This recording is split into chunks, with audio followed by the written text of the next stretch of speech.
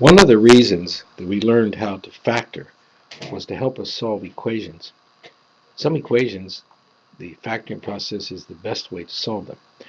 We're not talking about linear type equations like x plus 3 equals 10.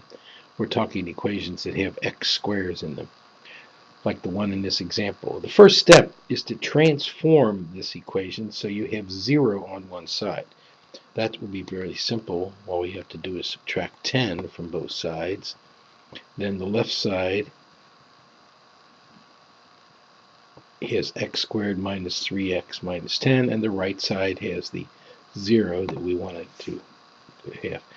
Next step, factor the one side that's equal to 0.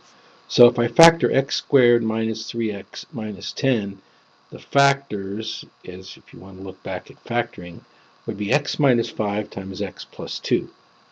Now, since we have two things multiplied together to equal 0, we have that particular term times this term, and the answer to those, it says, is 0. That means that one of those has to be 0. So we just set each one equal to 0. X minus 5 equals 0, and x plus 2 equal to 0, and then it becomes a simple case of solving each of those equations. This will be easy. We add 5 to both sides. We get x equals 5, and here we subtract 2 from both sides. We get x equals negative 2, and those are the two solutions.